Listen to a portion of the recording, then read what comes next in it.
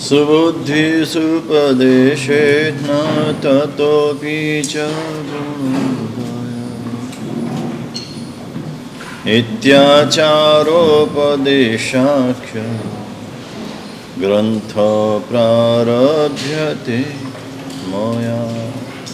संतुपकारी शास्त्रकार भगवान चरित्र सुंदर गणी महाराजा आचारोपदेश ग्रंथમાં ભવ્ય જીવોને ઉદ્દેશીને ફરમાવી રહ્યા છે. ઉપદેશ એના માટે છેલ્લે આપણે પ્રવચન યોગની વાત છે, સત્સંગ, સત્શ્રવણ અને સદવાચન. એ સત્શ્રવણ જે છે, ઉપદેશ છે, એ શેના માટે છે, એનાથી શું લાભ થાય? સાંભળવાથી જ લાભ થાય, બોલવાથી નુકસાન થાય. સાંભળતા આવડે તો ઘણો બધો લાભ છે, સાંભળતા ના આવડે તો સાંભળવા છતાં ઘણું બધું નુકસાન છે. સાંભળતા આવડવું જોઈએ, સાંભળતા શીખવાનું છે. શ્રવણ કળા શીખવાની છે, શ્રવણ કળામાંથી શ્રવણ યોગમાં જવાનું છે. શું સાંભળવું, કેવું સાંભળવું? જ્ઞાનીઓ બતાવે છે, શ્રોતવ્યમ ભાવત સારમ, શ્રદ્ધા સંશુદ્ધ બુદ્ધિના. શ્રોતવ્યમ પહેલી વાત છે સાંભળવું. સ્નાત્રમાં પણ બોલો છો, સાંભળો કળશદીનો મહોત્સવનો. ત્યાં પણ સાંભળવાનું છે. સાંભળવાનું પણ ભાવથી સાંભળવાનું. ભાવત દ્રવ્યથી શ્રવણ કરીએ છીએ, ભાવથી શ્રવણ કરતા નથી. ભાવથી શ્રવણ કરવાનું છે. જે પણ ધર્મ ક્રિયા કરીએ તેમાં ભાવ ઉમેરવાનો છે. ભાવપૂર્વક ધર્મ ક્રિયા કરીશું તો એ ધર્મ બનશે.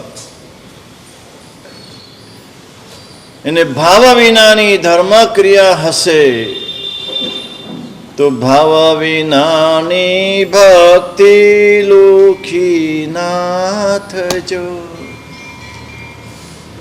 ભાવ વિનાની ભક્તિ હોય, ભાવ વિનાનું શ્રવણ હોય, ભાવ વિનાનું તપ હોય, ભાવ વિનાની ક્રિયા હોય, બધું લુખ્ખું છે. ઘી વિનાની લાપસી લુખ્ખી એમ ભાવ વિનાનો ધર્મ લુખ્ખો. ભાવથી શ્રવણ કરવું. શ્રવણ કરાવનાર વ્યક્તિને જોવાના નથી, શું શ્રવણ કરાવે છે જોવાનું છે. જીનવાણીનું શ્રવણ કરાવે છે. વ્યક્તિ મહત્વની નથી, જીનવાણી મહત્વની છે.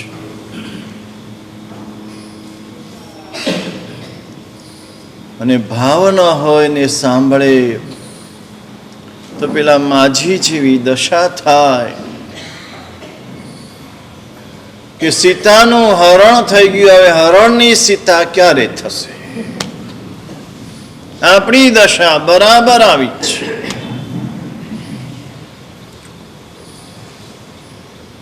જ્ઞાનીઓ કહે છે કે સમજુ આત્મા, પ્રાજ્ઞ આત્મા શું કરે એનો સાર પકડી.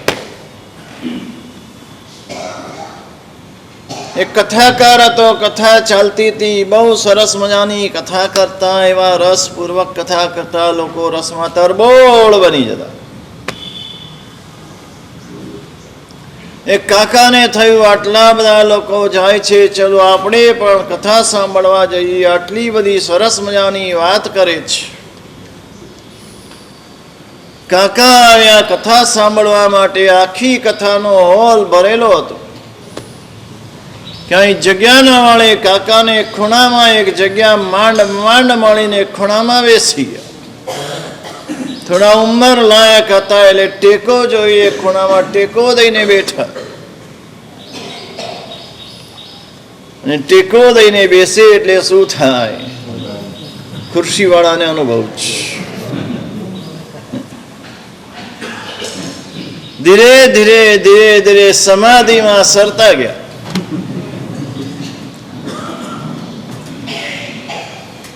એવી સરસ કથા ચાલી કે સમાધિમાં સરી ગયા.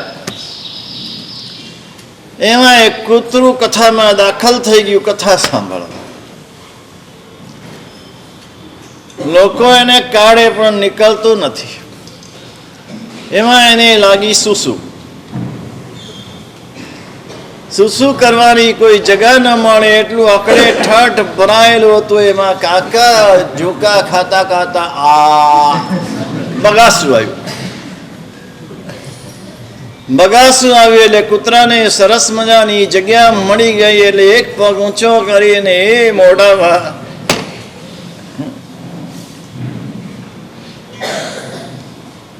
ખારું ખારું લાગ્યું. કથા પૂરી થઈ. બધા વખાણ કરે કે કથા કેવી મીઠી, કેવી મજાની, કેવી મધુરી. કાકા કે ખારી ખારી હતી. કે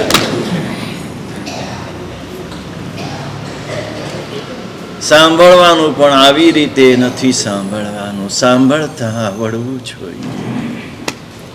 શ્રોતવ્યમ ભાવત સારમ.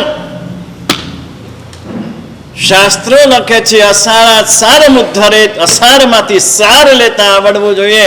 આપણે સારમાં અસાર શોધીએ છીએ. આપણી બુદ્ધિ જ મળી છે. સારભૂત વાત જે કહેવાનો અર્થ છે, જે કહેવાનું તાત્પર્ય છે, કેવા પાછળ જે આશય છે એ પકડતા નથી અને માત્ર શબ્દને પકડીને ચાલીએ છીએ. શબ્દની પાછળનો મર્મ પકડવાનો છે, સાર પકડવાનો છે. શ્રોતા શું કહેવા માંગે છે.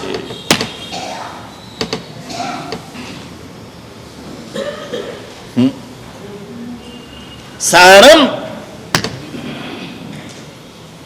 શ્રોતવ્યમ ભાવતા સારમ.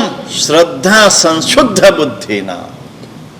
બુદ્ધિથી સાંભળવાનું. પણ એ બુદ્ધિ પણ કોરી બુદ્ધિ નહીં, લુખ્ખી બુદ્ધિ નહીં.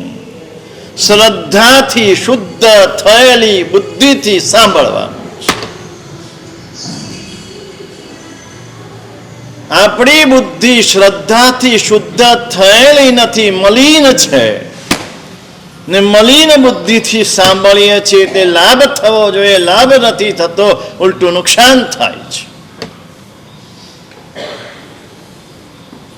પાયો શ્રદ્ધાનો જોઈએ. શ્રદ્ધાનો પાયો હોય અને બુદ્ધિ સૂક્ષ્મ હોય તો કે જે સૂક્ષ્મ બુદ્ધિયા સદાજ્ઞેયો ધર્મો ધર્માર્થી ભિન્ન રહી.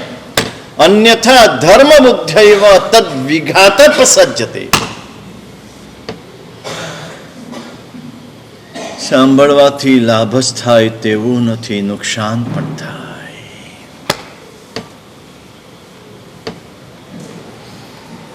કારણ સૂક્ષ્મ બુદ્ધિથી સાંભળવાનું કહ્યું છે. સૂક્ષ્મ બુદ્ધિયા સદાજ્ઞેયો ધર્મ. ધર્મના અર્થી મનુષ્યોએ સૂક્ષ્મ બુદ્ધિથી ધર્મ શ્રવણ કરવો જોઈએ. અડદની દાળ ખાધી હોય ને એની સૂક્ષ્મ બુદ્ધિ ન થાય.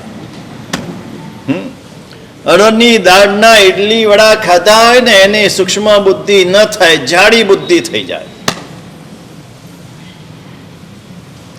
સૂક્ષ્મ બુદ્ધિ કરવી હોય ને બદામ ખાવી પડે, દૂધીનું શાક ખાવું પડે, ટિંડોરાનું શાક છોડવું પડે ને અડદની દાળ છોડવી પડે. ટિંડોરાનું બીજું નામ છે અબુધિયા. જે બુદ્ધિ લઈ લે તેનું નામ ટિંડોરા, અબુધિયા. સૂક્ષ્મ બુદ્ધ્યા સદાજ્ઞેયો ધર્મો ધર્માર્થી ભીર ન રહી. અન્યથા ધર્મ બુદ્ધૈવ.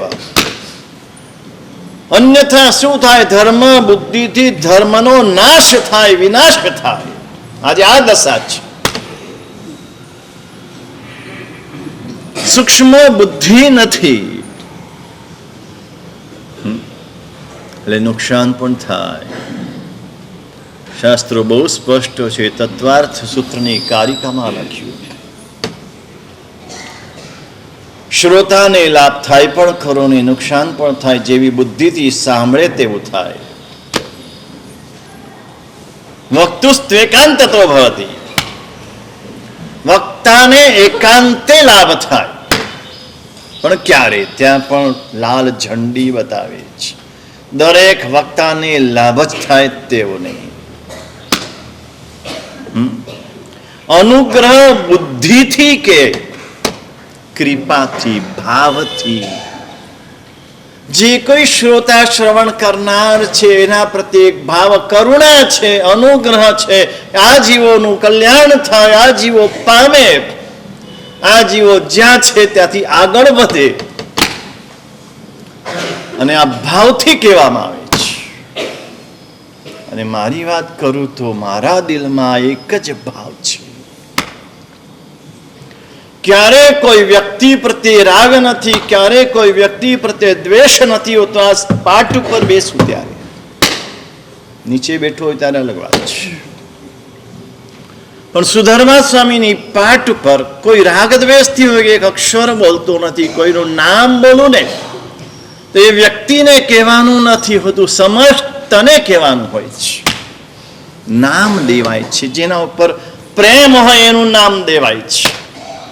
વક્તાના હૃદયમાં જો અનુગ્રહ ભાવ છે,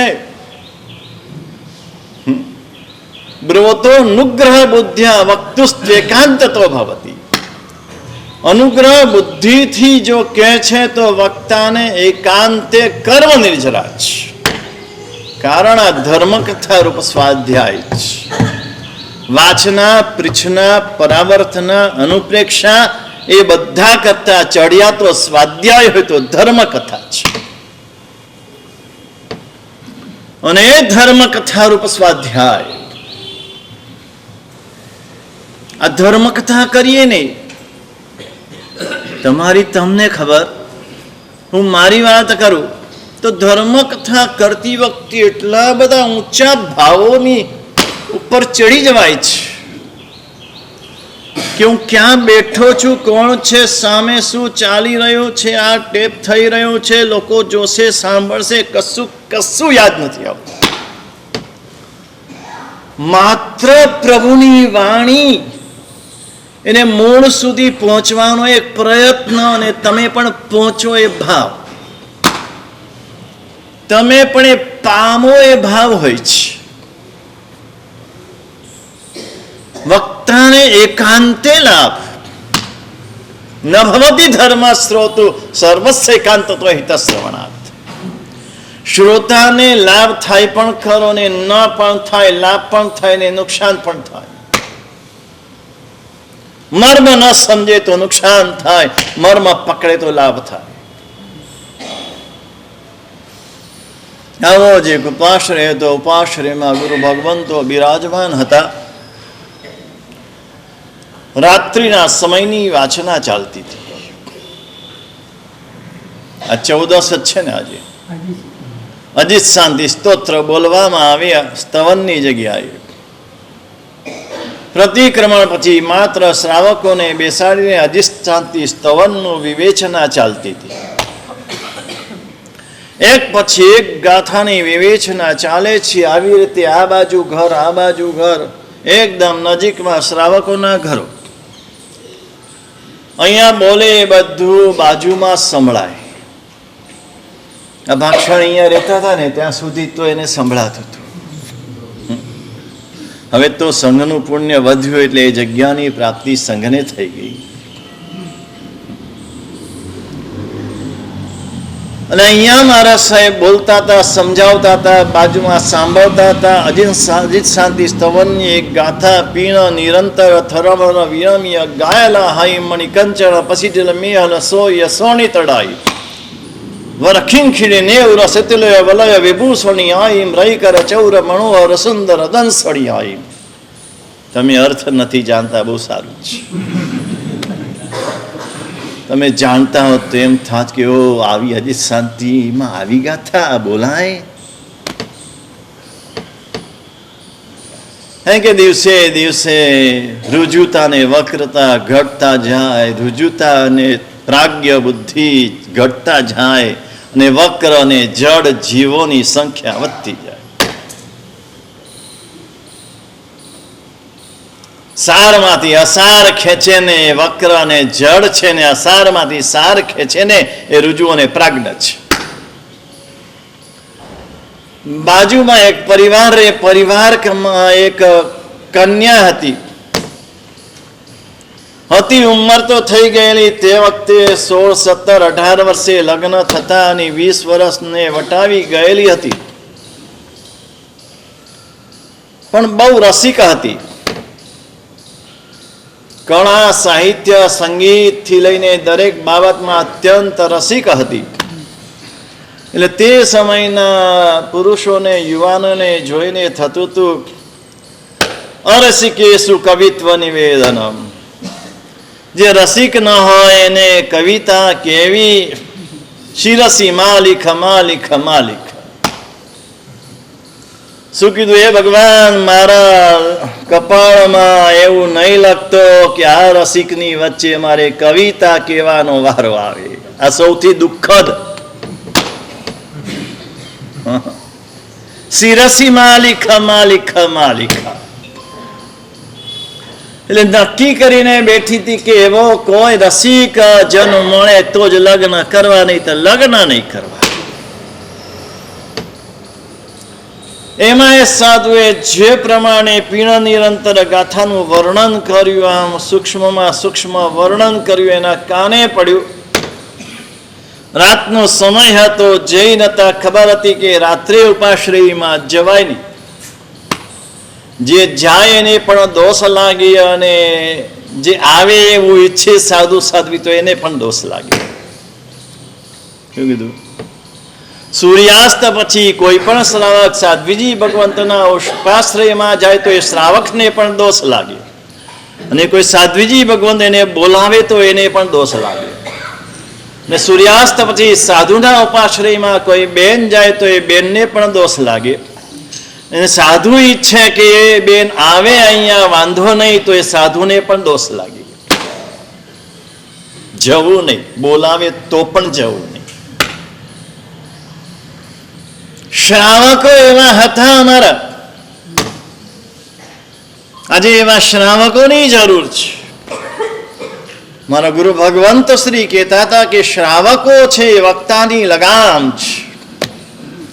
વક્તાને જે તરફ લઈ જવો હોય શ્રાવકો શ્રોતા લઈ જઈ શકે. ખબર છે રાત્રે ઉપાશ્રયમાં જવાય નહીં, પણ રાત્રે જાત જાતના વિચારો આવ્યા અને નક્કી કર્યું કે આ જે વર્ણન કરતા હતા ને, લગ્ન કરવા તો એની સાથે કરવા. આવા રસિક વ્યક્તિ હોય, આવું સરસ વર્ણન કરતા હોય તો એની સાથે જ લગ્ન કરવા. રાત્રે નક્કી કરીને બેઠી. અને સ્ત્રી હઠ તમને બધાને અનુભવ છે. ભગવાનને આપણ ઉમેરવાનું મન થાય કે શિરસી માલિક માલિક માલિક. ભગવાન, આ સ્ત્રી હઠ મારે ક્યારે વેઠવાની ન આવે. ભગવાન, આવું ક્યારે મારા કપાળમાં લખતો નહીં કે આ સ્ત્રી હઠ મારે વેઠવાની આવે.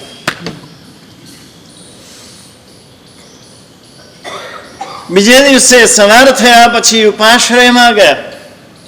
પૂછ્યું રાત્રે કોણ બોલતું હતું, કોણ વર્ણન કરતું હતું? ગુરુ ભગવાન બેઠેલા હતા. વાત કરી, શું સરસ વર્ણન, શું તમારું રસાળ વર્ણન, કેવી સરસ વાત. નક્કી કર્યું છે વરવા તો આને વરવા. ગુરુ ભગવાન ત્યાગી તો હતા, વૈરાગી પણ હતા. વજ્ર સ્વામીજી જેવા હતા. રૂકમિણી નારી. રૂકમિણીના પિતાએ કરોડ સોનૈયા સાથે રૂપના અંબાર પોતાની કન્યા વજ્ર સ્વામીને આપવા તૈયાર થયો ત્યારે રૂકમિણીને પ્રતિબોધ કરી દે, દીક્ષા આપી. આ વૈરાગી. એવા વૈરાગી આત્મા હતા એટલે કીધું, બેન તમે અધૂરું સાંભળ્યું છે. તમને મધુરું લાગ્યું છે પણ અધૂરું છે, પૂરું સાંભળો તો હજુ મજા આવે, હજુ તો બહુ વર્ણન બાકી છે. પેલી સ્ત્રીને, કન્યાને થયું કે આ વર્ણન પણ અધૂરું લાગે છે, તો આગળનું વર્ણન તો કેવું હશે. આહા, રાત પડવાની રાહ જોઈ રહી છે, માંડ માંડ માંડ દિવસ પસાર કરી. રાત પડીને બધા શ્રાવકો પ્રતિક્રમણ કરીને ભેગા થયા અને વર્ણન ચાલુ કર્યું.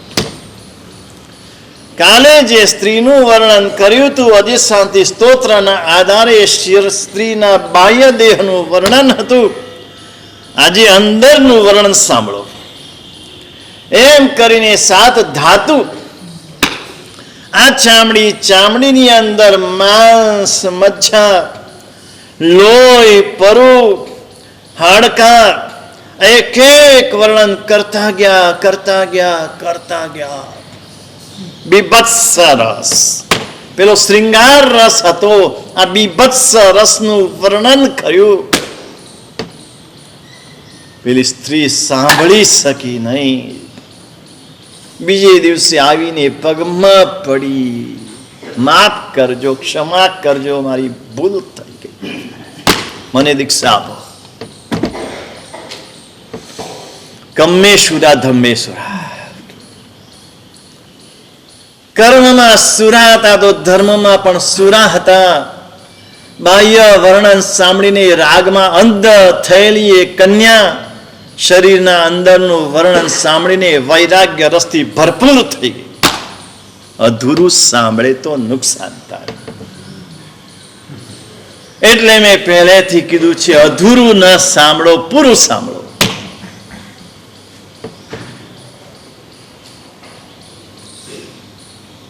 શ્રોતાને લાભ થાય પણ ખરો ને ન પણ થાય, નુકસાન આવું પણ થાય.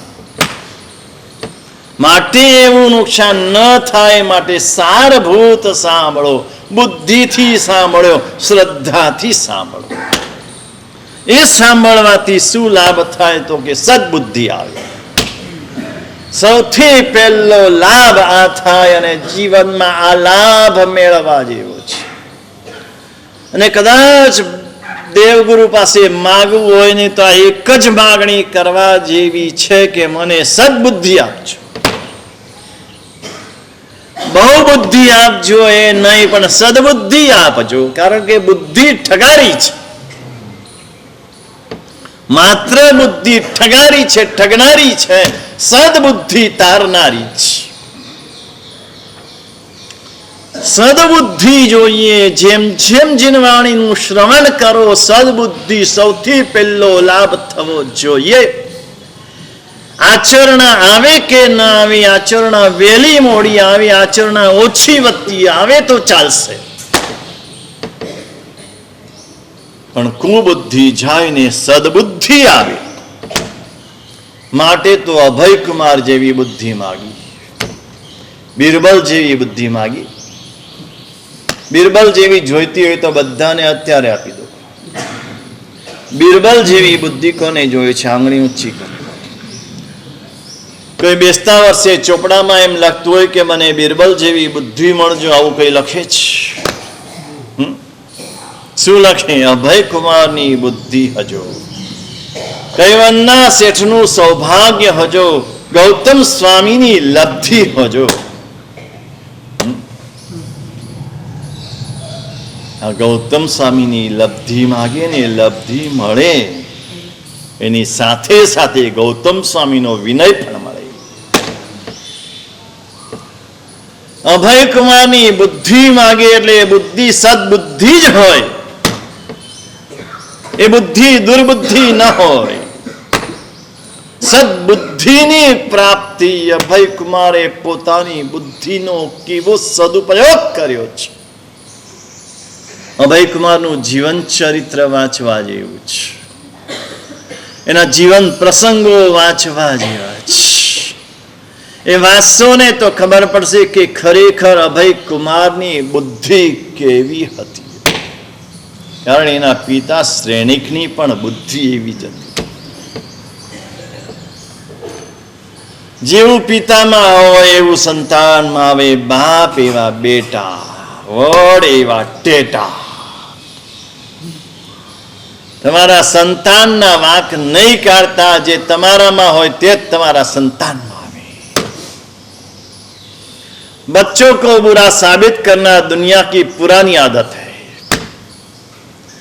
બાળકોને બુરા સાબિત કરવા દુનિયાની જૂની આદત છે. આજનો કાળ એવી આવી ગયો ને જમાનો આવ્યો આવી ગયો ને જુવાનિયાઓ બગડી ગયા ને કોઈ જુવાનિયા બગડ્યા નથી.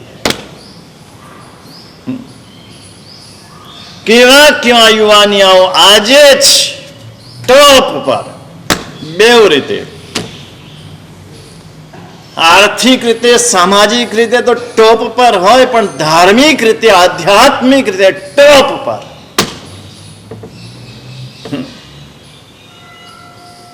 લગ્ન કરીને સંપૂર્ણ બ્રહ્મચર્ય પાળનારા યુવાનો આ છે. લગ્ન કર્યા ખરા,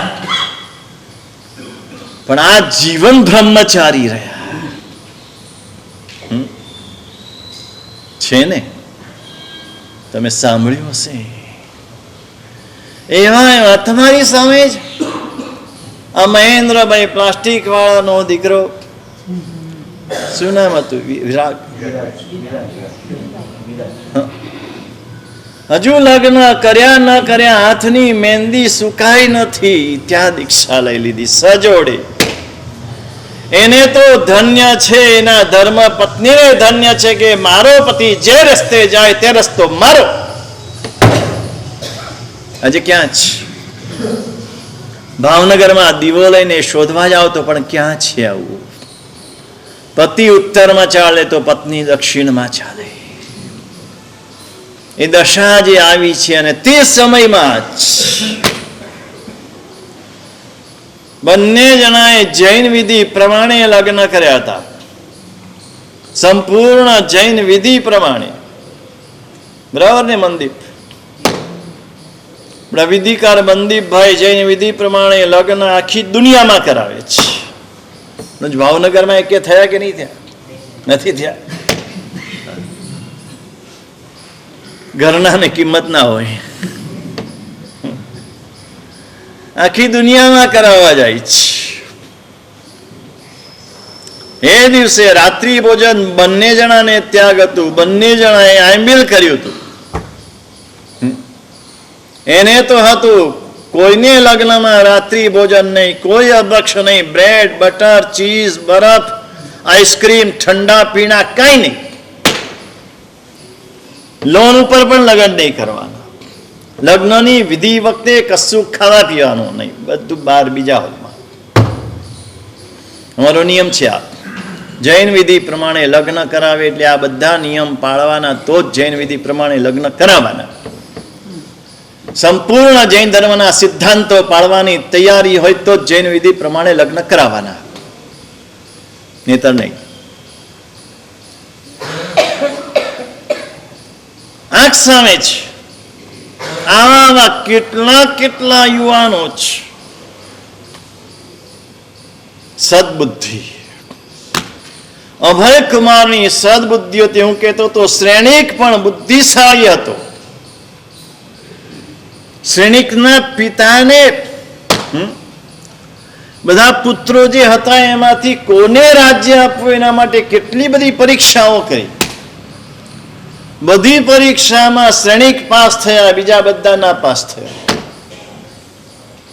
એકાદ કહું તમને, ઘણી બધી વાતો છે, એ બધી લાંબી વાતો કરવાનો અર્થ નથી. એક બંધ ઓરડામાં બધાને પૂરી દીધા, અને એમાં એક પાણીનું માટલું મૂક્યું, પણ એ બંધ સીધ. એક કરંડિયાની અંદર બધી મીઠાઈઓ ભરી, એ પણ સીધ. 3 દિવસ રહેવાનું. આ સીલ ખોલવાનું નહીં, પાણીના માટલાનું, આ કરંડિયાનું સીલ ખોલવાનું નહીં, એને છતાં ખાવાનું ને પાણી પીવાનું. બધા 99 ભાઈઓના પાસ થયા. શ્રેણિક હતો એ બુદ્ધિશાળી. એને પેલો કરંડિયો હાથમાં લઈને હલાવી ગયો, ખૂબ હલાવ્યો, બધું અંદર ભૂકો થવા લાગ્યો. એ ભૂખો થયો, એ નાના નાના કાણામાંથી બહાર નીકળ્યો. એ મજાથી એ ખાધું. અને પાણી, હવે પાણી કેમ પીવાનું? ને તે વખતે તો ખેસ પહેરતા, પોતાનો ખેસ કાઢ્યો, એ માટલાને વીંટી દીધું. એ પાણી જમવા લાગે, એ ખેસ ભીનો થઈ જાય, એને નીચોવીને એનું પાણી પીએ. પછી બધાને જમવા બેસાડેલા લાઈનસર જમવા બેસાડ્યા અને કૂતરા છોડ્યા ઉપર. કૂતરા છોડ્યા પછી તમારે જમવાનું, આરામથી જમવાનું. જે આરામથી જમશે એને મળશે. બધા ભાગ્યા. કૂતરા છોડ્યા એટલે ભાગ્યા બધા. ઉભી શ્રેણિક બેઠો રહ્યો, ખાતો રહ્યો. કૂતરું નજીક આવે એટલે આ બાજુ વાળાની થાળી આમ નાખે એટલે પેલો ત્યાં જાય ખાવા. આ બાજુ આવે એટલે આ થાળી આમ નાખે એટલે પેલો ત્યાં ખાવા જાય. બધાની થાળી ખવડાવતો જાય કૂતરાને, પોતે ટેસ્ટથી ખાતો જાય. આ બાપમાં બુદ્ધિ હતી તો અભયકુમારમાં આવી સદબુદ્ધિ. અભયકુમારની બુદ્ધિ કેવી હતી એ પણ એક જ પ્રસંગ જોવો છે. ઘણા બધા પ્રસંગો છે. એનો શત્રુ હતો ચંડ પ્રદ્યોત રાજા. અને એકવાર એણે અભયકુમારને ઠગ્યા. આમ ઠગાય નહીં, અભયકુમાર બુદ્ધિશાળી, ઠગાય નહીં. પણ ધર્મ નામ એવું છે ને, ધર્મના નામે કોઈને પણ ઠગી શકાય. અને ધર્મી આત્મા હોય એ ધર્મના નામે ઠગાય, અને સમજીને ઠગાય તો એમાં નુકસાન પણ નથી. તમે સમજો નહીં ને કોઈ તમને ઠગી જાય તો તમે મૂર્ખ કહેવાઓ, અને તમે સમજીને ઠગાવ તો તમે ભોળા કહેવાઓ. ભોળા છે કે બધું સમજે છતાં સામે ચાલીને ઠગાય. પણ આ ધર્મના નામે ઠગી ગયો. એને એક સ્ત્રીને મોકલી, અને સ્ત્રી શ્રાવિકાનો વેશ પહેરીને આવી. અને એવું ઊંચું શ્રાવિકાનો વેશ ભજવ્યો. એણે તીર્થયાત્રા કરવા નીકળ્યા છે એવો આખો વેશ ભજવ્યો. દેરાસર ગયા, શું ભગવાનની ભક્તિ કરી. આમ 3-4 કલાક સુધી સરસ અષ્ટપ્રકારી પૂજા કરી, સરસ અંગરચના કરી, આખું દેરાસર વાળ્યું, ચોળ્યું, સાફ કર્યું, કચરા પોતા કર્યા, અને ભગવાનની સામે સ્તુતિ બોલીને, સ્તવન બોલીને એક એકથી ચડ્યા હતા. ભાવમાં ભીંજાતી જાય એ સ્ત્રી, આંખમાં આંસુની ધારા વહેતી જાય. અભયકુમારનો જે સમય દેરાસર જવાનો એ જ સમય. અભયકુમાર જોતા જ રહ્યા. લાગ્યું શું આત્મા છે, કેવો ભવ્ય આત્મા છે. બહારગામનો છે ખબર પડી એટલે એમને તો જવા ન દેવાય. પોતાના આંગણે આવેલા, બહાર ઉભા રહ્યા. જ્યારે બધું કરીને બહાર નીકળ્યા એટલે આમંત્રણ આપ્યું, મારે ઘેર પધારો. ના બાબા કે મારે તો આજે ઉપવાસ છે. જો યાર ઉપવાસ છે, કાંઈ હતું નહીં. કાલે કીધું હતું ને, માયા છે ને, દંભ, એને કોઈ ઓળખી ન શકે. આ દંભી હતી, માયાવી હતી. જેને ખાલી વેશ ભજવાનો છે એટલે આમ ઊંચામાં ઊંચો વેશ ભજવી જાય. કેમ શેનો ઉપવાસ? આજે આપણે 14 છે, તે દિવસે 14 નથી. એટલે આજે બધાને ઉપવાસ જ હોય 14નો. ને જેટલા અત્યારે આવ્યા છે બધા પ્રતિક્રમણ કરવા આવવાના જ હોય.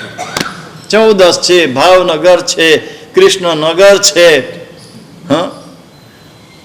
એટલે બધા ઉપવાસી હોય ને બધા પ્રતિક્રમણ કરવાના હોય. ત્યારે 14 નથી, કોઈ તિથિ નથી, કોઈ કલ્યાણક નહોતું. તો કે હું યાત્રા કરવા નીકળી છું ને કોઈ નવા તીર્થની યાત્રા કરું એ દિવસે ઉપવાસ કરું છું. એક એનું જોઈ જોઈને અભયકુમાર અભિભૂત થતા ગયા. ઓ ઓ ઓ થતું ગયું. તો કે આવતીકાલે રોકાઈ જ જવું પડશે, હવે તો અહીંથી જવાશે નહીં. ખૂબ આગ્રહ કર્યો ને રોક્યા. રહેવા માટેની જગ્યા આપી. આખો દિવસ આમ સામાયિકમાં રહ્યા, સ્વાધ્યાય કરતા રહ્યા. રાત્રે પ્રતિક્રમણ કર્યું, પ્રતિક્રમણ પછી પુનરાવર્તન, સ્વાધ્યાય કર્યું. આમ ધ્યાનમાં બેસી ગયા, ધ્યાન લગાવીને. સવારે કીધું હતું ને એમ નિર્વિકલ્પ ધ્યાન, સ્થિર મન વચન કાયાની સ્થિરતા. અભયકુમાર આ બધું જોડાવે છે, શું કરે છે, કેવી રીતે રહે છે. જેમ જેમ સમય જાય છે એમ એના ભાવ વધતા જાય છે. કેવા ઊંચા શ્રાવિકા, કેવા ઊંચા શ્રાવિકા. બીજે દિવસ પારણાનું વિનંતી કરી એટલે પારણું કરવા આવ્યા કે ભાઈ એકાશનાથી ઓછું તો પચખાણ નથી હોતું. એક ભક્તમ ચ ભોજનમ, એક ભક્ત ભોજન કરવાનો નિયમ છે, એનાથી નીચે નહીં કરવાનું, ઉપર કરવાનું.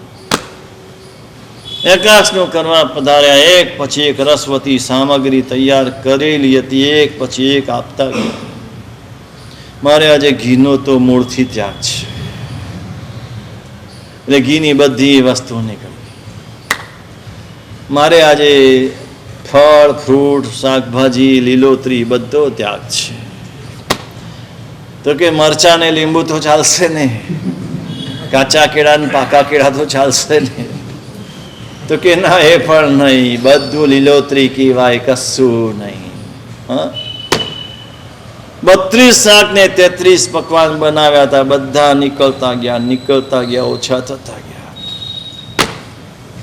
બહુ જ ઓછું ભોજન લીધું, એ પણ એટલી ચૈણાપૂર્વક આપ સંલીનતા તપથી ખાલી હાથ હલે, આમ બિલકુલ અવાજ ના આવે, રસ વિના વાપરતા હોય એવી રીતે વાપરે. અભયકુમાર ઠગાઈ ગયા. જે કામ કરવા માટે રાજાએ મોકલ્યા હતા એ કામ કર્યું. અભયકુમારની ખબર પાછળથી પડી. હે વાત, અભયકુમાર છે, બુદ્ધિશાળી છે. એ કે તમે તો મને ધર્મના નામે ઠગ્યો, હું તમારા નગરમાંથી ભર બજારની વાત છે, રાજાને ઢસડીને લઈ જઈશ ને તો કોઈ કાંઈ કરી નહીં શકે. શું કીધું? સામે આવવાની હિંમત કોઈની ન હોય, પાછળ બધા કરે. ભર બજારમાંથી ઢસડીને બધાની વચ્ચેથી રાજાને ઢસડીને લઈ જઈશ. બધાને વિશ્વાસ હતો અભયકુમારની બુદ્ધિ ઉપર. આ કરશે, ગમે એમ કરીને કરશે. બધો ચોકી પેરો ગોઠવી દીધો, ન થાય એવું ગોઠવી દીધું ને અભયકુમારે ખેલ ચાલુ કર્યો. એ ચંડ પ્રદ્યોત રાજા જેવો જ એક વ્યક્તિ શોધી કાઢ્યો ને એ વ્યક્તિનું આખું મુખારવિંદ, એનો ચહેરો, એનું શરીર બધું એ રાજા જેવું, અને રાજા જેવી એક્શન, એનું બોલવાનું, હાથ પગ, આ બધું રાજા જેવું શીખવાડી દીધું પેલા. અને એને ગાંડો બનાવી દીધો. ગાંડાના ખેલ કરવાના હતા. બજાર વચ્ચે ગાંડો થઈને ફરે અને રોજ બૂમા પડે, કોઈ મને બચાવો, આ મને પકડી જાય છે, આ મને પકડી જાય છે, કોઈ બચાવો. એમ બૂમો પાડતો પાડતો પાડતો ફરે. કેટલાય દિવસ સુધી આ ચાલ્યું. લોકો ટેવાઈ ગયા કે આ ગાંડો છે. અને પછી એક દિવસ સાચે સાચ બધી ગોઠવણ કરેલી હતી રાજાના મેલમાંથી. એ રાજાને લીધો, હાથ પકડ્યો, પગ પકડ્યો, પગથી ઢસડતો લઈ ગયો. પેલો બૂમો પાડે છે, અરે કોઈ જુઓ, મારી સામે હું રાજા છું, ચંડ પ્રદ્યોત છું, તમે કઈ કરો. કોણ કરે? ત્યાં તો ગાંડો છે. આવા અભયકુમાર જેવી બુદ્ધિ, સદબુદ્ધિ, અભયકુમારની સદબુદ્ધિની વાત કરવી છે મારી. પારિણામિક બુદ્ધિ કેવી હતી? અભય કુમાર શ્રાવક છે પહેલા નંબરે. અભય કુમાર પુત્ર છે શ્રેણિકના બીજા નંબરે. અભય કુમાર શ્રેણિકના મિત્ર છે ત્રીજા નંબરે. અને અભય કુમાર રાજાના મંત્રી છે ચોથા નંબરે. આ ક્રમ હોવો જોઈએ. બધા જ સંબંધ છે એની સાથે, પણ પહેલા નંબરે શ્રાવક છે, બીજું બધું પછી. તમે કોઈના પિતા, કોઈની માતા, કોઈના ભાઈ, કોઈની બેન, કોઈના પતિ, કોઈની પત્ની, હા, આ બધું પછીના નંબરે છો. કોઈના વેવાઈ છો, બધું પછીના નંબરે છે. પહેલા નંબરે હું શ્રાવક છું, આ ભાવ રહેવો જોઈએ. શ્રાવક તરીકે મારે શું કરવું જોઈએ એ પહેલા શીખવાનું છે. શ્રાવક હતા એટલે સર્વવ્યાપી ધર્મના મનોરથ હોય તે શ્રાવક કહેવાય. મનોરથ એટલે સામાન્ય મનોરથ નહીં. સંયમ કવહી મિલે સસ નહીં પ્યારા, સંયમ કવહી મિલે. વેલામાં વેલું ક્યારે સંયમ મળે? બસ સંયમ વિના નહીં ઉદ્ધાર. આ તીવ્ર ભાવ જેના મનમાં હોય તે શ્રાવક છે. ત્યાં સુધી સાચું શ્રાવક પણ નથી. ગમે તેટલી આરાધના કરો, પણ જો સર્વવ્યાપી ધર્મના તીવ્ર તીવ્ર અધ્યવસાય નથી, તીવ્ર પરિણામ નથી કે મારે આ ભાવમાં વેલામાં વહેલું ચારિત્ર લેવું જ, કોઈ પણ રીતે લેવું છે. આ તીવ્રતા અભયકુમારના મનમાં હતી. અને એટલે જ્યારે શ્રેણિકેને રાજા બનાવવાનું નક્કી કર્યું, કીધું અભય તારે રાજા બનવાનું છે. તે ક્ષણે મગધનું સામ્રાજ્ય આખા ભારતમાં ફેલાયેલું સામ્રાજ્ય, અને રાજાઓની રિદ્ધિ, સમૃદ્ધિ, સંપત્તિ, એની સત્તા, એનું સુખ, એનું ઐશ્વર્ય આપણે કલ્પી ના શકીએ. આજે પણ રાજાઓના મહેલ જોઈએ છે, હમણાંના રાજાઓના, તો પણ આપણી આંખો ભોળી થઈ જાય. ભાવનગરમાં તમારી સામે છે નીલમબાગ પેલેસ, અને એને ત્યાંના જે ઘરેણા ને આભૂષણો ને એક એક ચીજો તમે જુઓ, રત્નો, કોને ન ગમે? પણ અભયકુમારને નક્કી હતું રાજા થવું ગમે છે, પણ સાધુ થવું વધારે ગમે છે. એટલે પહોંચ્યા સીધા ભગવાનના સમવસરમાં. ભગવાનને 3 પ્રદક્ષિણા આપીને પ્રશ્ન કર્યો, ભગવાન હું રાજા થઈશ કે નહીં એમ પ્રશ્ન કર્યો, હું દીક્ષા લઈશ કે નહીં એમ પ્રશ્ન કર્યો. એમાં પણ બુદ્ધિ જોઈએ. પ્રશ્નો કેવા કરવા, કઈ રીતે વાત કરવી, શું કરવી, શું ના કરવી, એ પણ સૂક્ષ્મ બુદ્ધિ જોઈએ ને શ્રદ્ધાથી શુદ્ધ થયેલી બુદ્ધિ. ભગવાનને જ પૂછ્યું, ભગવાન અંતિમ રાજર્ષિ કોણ છે? છેલ્લા રાજા થઈને દીક્ષા થઈ હોય તે રાજર્ષિ કહેવાય. અંતિમ રાજર્ષિ કોણ? ભગવાને કીધું અંતિમ રાજર્ષિ ઉદયન થઈ ગયા, ખલાસ, ઉદયન થઈ ગયા. હવે કોઈ રાજા થઈને દીક્ષા લઈ શકે તેવી કોઈ શક્યતા નથી. તે જ ઘડીએ, તે જ ક્ષણે નિર્ણય કર્યો, હવે મારે રાજા નથી થવું, હવે સાધુ થવું છે. ભગવાનને કીધું દીક્ષા આપો. ભગવાન કે રજા લઈ આવો. માતા પિતાની રજા વિના દીક્ષા ના અપાય. માતા પિતાના આશીર્વાદ લઈને આપો પછી દીક્ષા. આશીર્વાદ લેવા ગયો, ભગવાને એક જ શબ્દ કીધો, મા પરિબંધમ ગુણઃ, પ્રતિબંધ નહીં કરતો, રાગ નહીં કરતો. ગયા શ્રેણિક પાસે વિનંતી કરી, શ્રેણિકે ના પાડી. શ્રેણિક હતું, સમકીતી હતો, ના તો શું પાડી? ના ન પાડી શકે. તમારે નિયમ હોય ને, ના નહીં પાડવી કે, પણ હા પાડવી એવો નિયમ લો. ના નહીં પાડવી એમ નહીં, હા પાડવી, ધક્કા મારીને કાઢવા સંતાનને. અમારા ગુરુ મહારાજ, હા, ગચ્છનાયક શ્રીના માતુશ્રી મહારાજ હતા ને, પદ્મલતા શ્રીજી, આ બધાને ધક્કા મારીને દીક્ષા લેવડાવી છે. આજે આ કક્ષાએ પહોંચ્યા છે ને આ માતુશ્રીના પ્રતાપે જ. ધક્કા મારીને જા દીક્ષા લેવાની, તારે દીક્ષા લેવાની. પેલા ગચ્છ નાયક શ્રીએ લીધી, પછી બેન મહારાજે હેમલતાશ્રીજીએ લીધી. કેવા રૂપના અંબારામ. 2009 રાણકપુરની પ્રતિષ્ઠા વખતે એમની દીક્ષા સાદડીમાં થઈ હતી. આમ નાનકડા એવા લાગે, રાજકુમારી જેવા, અત્યંત સુકુમાર. એને કીધું, જા તારે દીક્ષા લેવાની છે, સંસારમાં નથી રહેવાનું. એને ધક્કા મારીને મોકલ્યા. પછી પોતાથી રહેવાયું જ નહીં, એટલે પોતે દીક્ષા લઈ લીધી. ઘરમાં પતિને ઘરમાં છોડ્યા. નાનો છોકરો અમારા ગુરુ મહારાજ પ્રદ્યુમ્નસુરી મહારાજ નાની ઉંમરના 7-8 વર્ષના હતા તે વખતે એને ઘરમાં મૂકીને, મોટા ભાઈ એક સંસારમાં હતા ધનસુખભાઈ, અને એના જેવા લગ્ન થાય એની જ રાહ જોતા હતા. એના લગ્ન 18 વર્ષ 19 વર્ષની ઉંમરે થયા છે, ત્યારે જે એના ધર્મપત્ની આવ્યા 16 વર્ષના હતા ખાલી. એના ભરોસે છોડીને પોતે દીક્ષા લઈ લીધી. અને દીક્ષા લીધા પછી રોજ આ પ્રવીણભાઈને કે ક્યારે દીક્ષા લેવી છે, શું સંસારમાં પડ્યો છે, નીકળી જા. મારી કુખે જન્મેલા કોઈ સંસારના ખાડામાં પડવા ન જોઈએ. આ વારંવાર બધાને કીધા. આ માતા જોઈએ, આવી માતા જોઈએ. આવી માતાથી આ શાસન ચાલે જ, ખાલી વાતો કરનારાથી નથી ચાલતું. એકવાર તો કહી દીધું, વંદન કરવા ગયેલા, જા હવે આ વેશમાં મને તારું મોઢું દેખાડતો નહીં.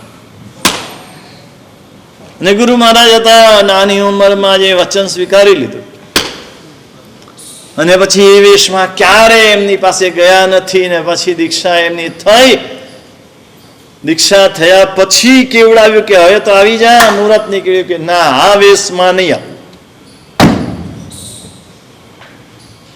આ એ પરિવાર છે, એના મૂળમાં એ માતા જ. આવી માતાઓની આજે જરૂર છે.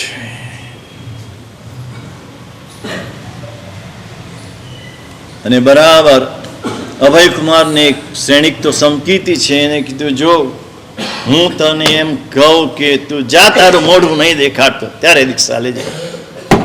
ના તો ના પડાય. હવે બાપ થઈને આવો, એને સ્નેહ હોય, પ્રેમ હોય ને ક્યારે એવું કહેવાનો જ નથી એમાં તો. અને એમાં ઘટના બની. વચ્ચે મેં કીધું તું એ ચેલણા રાણીએ વંદન કરવા જતા હતા ભગવાને, એને રસ્તામાં નાથી મુનિ કૌશક ધ્યાનમાં ઠંડીમાં ઉભા હતા. રાજકુમાર હતા, અત્યંત દેદીપ્યમાન શરીર, રૂપનો અંબાર જેવું શરીર, ને એ ઠંડીમાં એ કૌશક ધ્યાનમાં જંગલમાં ઉભા હતા. અને એ જોઈને ચેલણાને મનમાં એવા રમી ગયા કે આ મુનિ કેટલું આ ઠંડીમાં કેવી રીતે ઉભા રહે છે. ને રાતના સમયે જ્યારે પોતે સૂતાતા પોતાના રાજમહેલની અંદર સરસ મજાની ગરમ ગરમ રજાઈ ઓઢેલી હતી, ક્યાંય ઠંડી તો આંટા મારીને ભાગી જાય.